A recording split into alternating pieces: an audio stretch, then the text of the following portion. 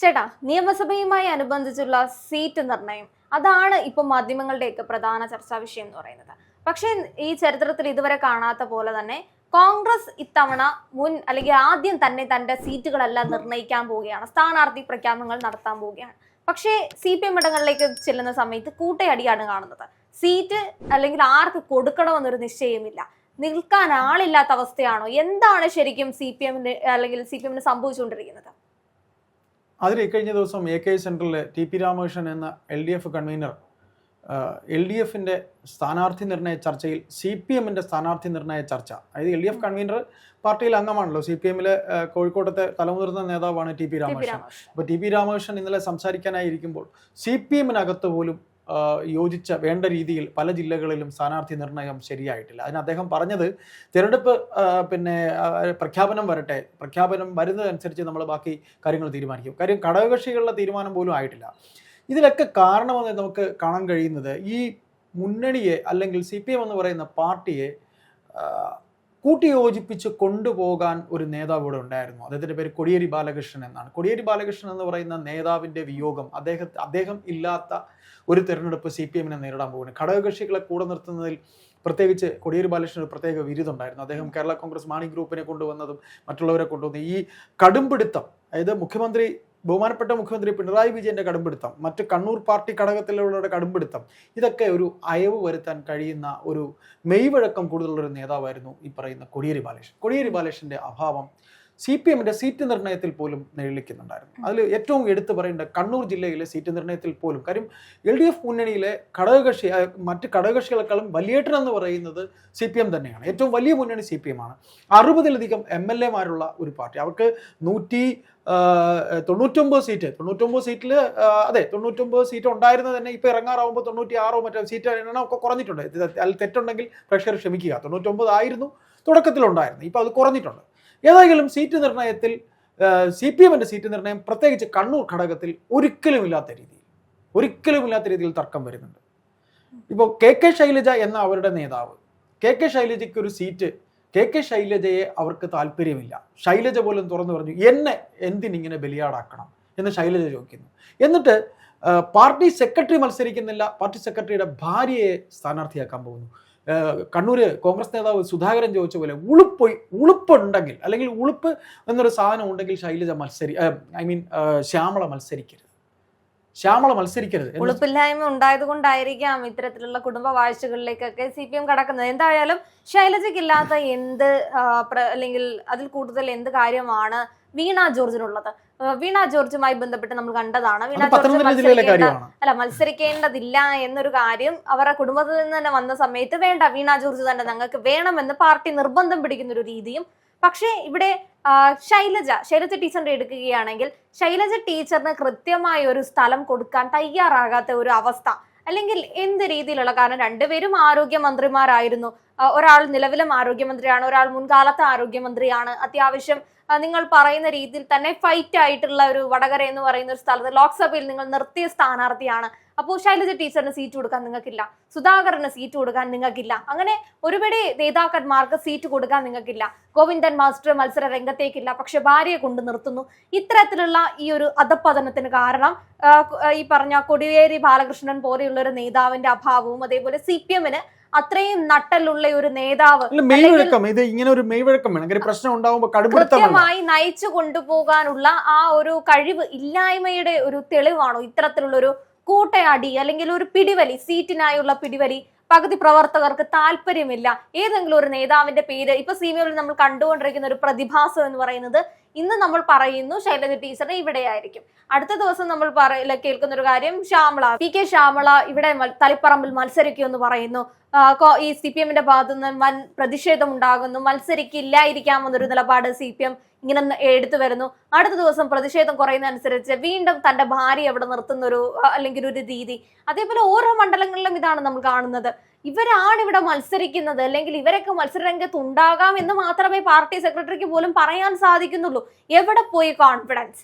ഈ പറയുന്ന ഈ CPM ഉള്ള ഒരു കോൺഫിഡൻസ്, നിയമസഭയാണ് നിങ്ങളുടെ എല്ലാം എന്ന് പറയുന്നു, മറ്റൊരു ഇലക്ഷനെ ഞങ്ങൾ വിലവെൽക്കുന്നില്ല, പക്ഷെ നിയമസഭയിൽ ഞങ്ങൾ ജയിക്കും, ഭരണം വീണ്ടും ഞങ്ങളുടെ കയ്യിലാകുമെന്ന് പറയുന്ന ആ കോൺഫിഡൻസ് എന്തുകൊണ്ട് സ്ഥാനാർത്ഥി നിർണയങ്ങൾ ഉണ്ടാവുന്നില്ല. ബാക്കി കോൺഗ്രസിന്റെയും BJP-യുടെയും സ്ഥാനാർത്ഥി നിർണയം കഴിഞ്ഞിട്ട് സ്ഥാനാർത്ഥി ആരാ നിൽക്കുന്നത് നോക്കിയിട്ട് ഞങ്ങൾ നിർത്താം എന്നുള്ള നിലപാടാണോ CPM സ്വീകരിക്കാൻ പോകുന്നത്? ഇതൊക്കെ ഒരു പാർട്ടി നശിച്ചു പോകുന്നതിന്റെ ഒരു പ്രധാന തെളിവല്ലേ? ഭയം. നിങ്ങൾക്ക് പരാജയ ഭീതിയില്ല. പിണറായി വിജയൻ സഖാവ് തന്നെ പറയുന്നുണ്ടായിരുന്നു, എനിക്ക് ആകെ പേടിയുള്ളത് പാർട്ടിയെ മാത്രമാണ്, അല്ലാതെ ഈ ഇലക്ഷനുകളെ എനിക്ക് ഭയമില്ല, മറ്റൊരു കാര്യത്തെ എനിക്ക് ഭയമുള്ളതല്ല, പാർട്ടിയെ മാത്രമേ ഉള്ളൂ ഭയം. അപ്പൊ ആ പാർട്ടി തന്നെ നശിച്ചു പോകുന്നതിന്റെ ഭയം കൊണ്ടാണോ നിങ്ങൾക്കൊരു സ്ഥാനാർത്ഥികളെ പോലും നിർണയിക്കാൻ പറ്റാത്തത്? അല്ലെങ്കിൽ ഒരിടത്ത് പോലും CPM-ന്റെ ആ ഒരു യൂണിറ്റി എന്ന് പറയുന്ന ഒരു കാര്യം നമുക്ക് കാണാൻ പറ്റാത്തത് കൊണ്ടാണോ? കണ്ണൂർ എടുത്ത് നോക്കിക്കഴിഞ്ഞാൽ രക്തസാക്ഷി ഫണ്ട് തട്ടിപ്പിനെ പറ്റിയിട്ടുള്ള പയ്യന്നൂർ ഒരു ശരിക്കുള്ള ഒരു സ്ഥാനാർത്ഥി എന്ന് വെച്ചാൽ അവിടെ മൗസൂൻ എന്ന് പറയുന്ന MLA വീണ്ടും നിർത്താൻ പോകുന്നു. തളിപ്പറമ്പിൽ അദ്ദേഹത്തിന്റെ ഭാര്യയുടെ പേര് പറയുന്നു. അത് കഴിഞ്ഞ് തലശ്ശേരിയിൽ ഷംസീറിനെ മാറ്റിയിട്ട് കാരായി രാജനെ കൊണ്ട് നിർത്താൻ പോകുന്നു.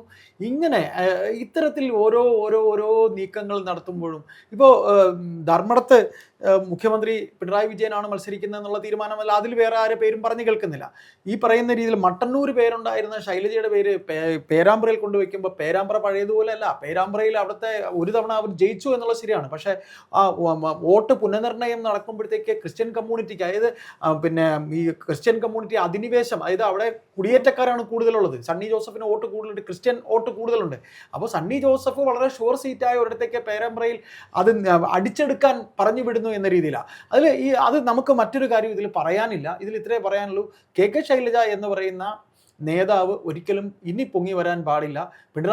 പിണറായി എന്ന നേതാവിനേക്കാൾ ഒരു പടി ഉയർന്നു എന്ന് കണ്ടതുകൊണ്ടുള്ള ഒരു വെട്ടിനിരത്തിലാണ്. അല്ല, പിണറായി വിജയൻ സഖാവ് തന്നെ പറയുന്നുണ്ട് താൻ ഒരു പ്രധാന കാര്യമൊന്നുമല്ല, പാർട്ടിയാണ് എല്ലാത്തിന്റെയും മുന്നിൽ. അപ്പോ മുകളിലുള്ളത് പാർട്ടി എന്ന് പറയുന്നത് പിണറായി വിജയൻ സഖാവായി പോയി മാറിയ കാര്യമാണോ? ഈ ഒരു 10 വർഷത്തിനുള്ളിൽ അങ്ങനെ ഒരു പ്രതിഭാസം CPM-ൽ സംഭവിച്ചിട്ടുണ്ട്. അതവരറിയാൻ പോവുകയാണ്. അതായത് 2 ടേം മത്സരിച്ചവർ മത്സരിക്കണ്ട എന്നൊരു തീരുമാനം എടുക്കുന്നത്, അത് ഒരു ജില്ലയിൽ അങ്ങനെ മറ്റൊരു ജില്ലയിൽ ഇങ്ങനെ. ഇപ്പോൾ തിരുവനന്തപുരം ജില്ലയിൽ മത്സരിച്ച എല്ലാവർക്കും തന്നെ സീറ്റുണ്ട്. അവരെല്ലാം ഒരിക്കൽ കൂടി അവരുടെ പെർഫോമൻസിൽ അവർ മത്സരിച്ചാലേ ജയിക്കുള്ളൂ, വേറൊരാളെ നിർത്തിയാൽ ജയിക്കില്ല എന്നുള്ളൊരു പേടിയും ഭയമുണ്ട്. അതുകൊണ്ട് അവരെ ആരും മാറ്റിയിട്ടില്ല. അത് തിരുവനന്തപുരം ജില്ലയിലെ കാര്യം. കൊല്ലത്തേക്ക് പോയാലും അതും ഏതാണ്ട് അങ്ങനെ തന്നെയാണ്. ആലപ്പുഴയിൽ G സുധാകരൻ ഇന്നലെ പറഞ്ഞ് നമ്മൾ കേട്ടല്ലോ, 70 വയസ്സ് കഴിഞ്ഞാൽ 60. കൊല്ലത്ത് ഇരു നിലപാടുണ്ട്, മുകേഷിനൊക്കെ സീറ്റ് ഇല്ലല്ലോ. അതങ്ങനെ തീരുമാനം എടുക്കേണ്ടി വന്ന പാർട്ടി അത്ര അല്ലെങ്കിൽ മുകേഷിനെ കുറച്ച് ആൾക്കാരെയൊക്കെ ഇപ്പൊ തിരുവനന്തപുരത്ത് അത്തരം സാഹചര്യങ്ങളിൽ പെടാത്തത് കൊണ്ട് എല്ലാ MLA വരെ നിന്നോട്ടെ, പക്ഷെ ബാക്കി ജില്ലകളിലേക്ക് കടക്കുന്ന മുകേഷിന്റെ കാര്യത്തിൽ അവർ നിർബന്ധിതരാവുകയാണ്. ഒരുവേള അവർ നിർത്തുമായിരുന്നു. കാര്യം പാർട്ടി അണികൾ പറഞ്ഞ് ഞങ്ങൾക്ക് വയ്യ ഇതിനെ ചുമക്കാൻ. അതും കൂടെ താങ്ങാനുള്ള ഒരു ശേഷി ഇല്ലാത്തത് കൊണ്ടായിരിക്കാം ഒഴിവാക്കി വിട്ടത്. തീർച്ചയായിട്ടും. ഇപ്പം നിങ്ങൾ പിന്നെ ഇപ്പൊ അല്പം മുമ്പ് ബിന്ദുവിന് സീറ്റില്ലല്ലോ, മന്ത്രി ബിന്ദുവിന്റെ തൃശ്ശൂര് സംസാരിച്ച് വരുന്നതേ ഉള്ളൂ. തൃശ്ശൂരൊക്കെ എൻ്റെ ഒരു ചർച്ചകൾ നടക്കുന്നതേ ഉള്ളൂ. ഏതായാലും പഴയതുപോലെയല്ല. ഇപ്പോൾ നമ്മൾ G സുധാകരന്റെ കാര്യം പറഞ്ഞു. G സുധാകരൻ എങ്ങനെയാണ് ഇന്നലെ ഇടപെട്ടതെന്ന് പറഞ്ഞു. അതുകൊണ്ട് ആലപ്പുഴ ഇനിയിപ്പോൾ വേറൊന്നും നോക്കാനില്ല. പത്തനംതിട്ടയിൽ വീണ ജോർജ് നിന്നാൽ മതി. അതിന്റെ ഐശ്വര്യം പത്തനംതിട്ടയിൽ ഉണ്ടാകും, ആ ജില്ലയിൽ ഉണ്ടാകും. അങ്ങനെ ഓരോ ജില്ലയിലും ചിഹ്നത്തിലാണോ മത്സരിക്കാൻ? തീർച്ചയായിട്ടും കത്രിക ചിഹ്നത്തിലായിരിക്കാനാണ് സാധ്യത. അപ്പോൾ അരിവാൾ ചുറ്റിക്ക നക്ഷത്രമൊക്കെ വിട്ട് കത്രികയിലേക്ക് അവർക്ക് സ്പെഷ്യലായിട്ടിനെ അനുവദിച്ചു കൊടുക്കും. അപ്പം ഏതായാലും നമുക്ക് നോക്കുമ്പോൾ കൊല്ലം, ആലപ്പുഴ അങ്ങനെ പോയി. വേറെ നമുക്ക് തൃശ്ശൂർ ഇപ്പോൾ ഏതാണ് സ്ഥാനാർത്ഥികളെന്ന് നിശ്ചയമായിട്ടില്ല. സ്വന്തം തട്ടകമായ കണ്ണൂർ എന്താണെന്ന് തീരുമാനമായിട്ടില്ല. അപ്പോൾ നമ്മൾ പറഞ്ഞു വന്നത് തുടക്കത്തിൽ പറഞ്ഞ പോലെ തന്നെ LDF-ൽ CPM-നകത്ത് തന്നെ അവർക്ക് ആരെയൊക്കെ ഇപ്പോൾ PK ശ്യാമളയെ നിർത്തുന്നതിന്, അതായത് നേരത്തെയുള്ള തിരഞ്ഞെടുപ്പൊക്കെ നമ്മൾ ശ്രദ്ധിക്കുമ്പോൾ അന്ന് സാമൂഹ്യ മാധ്യമം ഇത്രയും അലർട്ടല്ല എന്ന് പറയുന്നുണ്ട്. പക്ഷേ എങ്കിലും പാർട്ടി പറയുന്ന അതേപടി അനുസരിക്കുന്ന ഒരു കൂട്ടം അണികൾ ഉണ്ടായിരുന്നെങ്കിൽ ഇന്നത് മാറി. നിങ്ങൾ തിരുവായ്ക്ക് എതിർവായില്ല എന്ന് പറയുന്ന കാലം പോയി.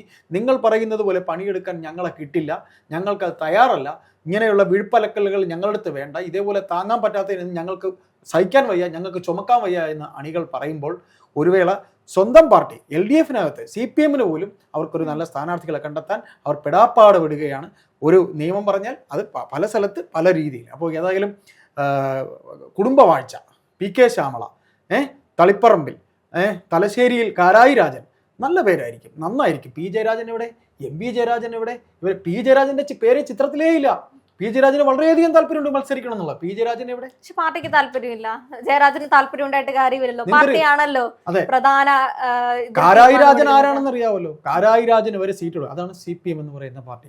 നമുക്ക് നോക്കാം. പയ്യന്നൂർ വിഷയം കണ്ടല്ലോ. അപ്പോൾ സ്വന്തം തട്ടകത്തിൽ കണ്ണൂർ ജില്ലയിൽ തന്നെ വെള്ളം കുടിക്കുകയാണ് സ്ഥാനാർത്ഥികളെ നിശ്ചയിക്കുന്നതിൽ. അപ്പോൾ തോറ്റാലൊന്ന് ആലോചിച്ച് നോക്കുക. തലശ്ശേരിയിൽ തോക്കുന്നു, തളിപ്പറമ്പിൽ തോക്കുന്നു, പേരാമ്പ്രയിൽ പിന്നെ കോഴിക്കോടാണ് പേരാമ്പ്ര വരുന്നത്. കോഴിക്കോട്, കണ്ണൂർ ഒക്കെ അപ്രമാദത്തെ LDF-ന്. അതെല്ലാം തീരാൻ പോകുന്നു. ഒരു വല്ലാത്ത അങ്കലാപ്പിലാണ്. നമുക്ക് നോക്കാം എങ്ങനെയായിരിക്കും ഇതിൻ്റെ അവസാനം, എങ്ങനെയായിരിക്കും. അവസാനിക്കാമൊന്നുമില്ല. ഭാര്യയ്ക്ക് സീറ്റ് തരപ്പെടുത്തി കൊടുക്കും ഗോവിന്ദൻ. കൊടുത്തില്ലെങ്കിൽ പാർട്ടി സെക്രട്ടറി എന്ന പേരിൽ, അല്ലെങ്കിൽ ഗോവിന്ദൻ എന്ന CPM-ന്റെ ഇപ്പോഴത്തെ സെക്രട്ടറി അല്ലാതിരിക്കണം. ഭാര്യയ്ക്ക് സീറ്റ് ഒപ്പിച്ച് കൊടുത്തില്ലെങ്കിൽ. കാര്യം വേറെ പേരൊക്കെ അവിടെ പൊങ്ങി വന്നതാ. സുകന്യ എന്ന് പറയുന്ന നല്ലൊരു നേതാവിൻ്റെ പേര് കേട്ടതാണ്. നല്ലൊരു നേതാവാണ്, ജനപ്രിയമായ നേതാവ്. അപ്പോൾ ജനപ്രിയരെന്നും അവർക്ക് ആവശ്യമില്ല. നമുക്ക് നോക്കാം.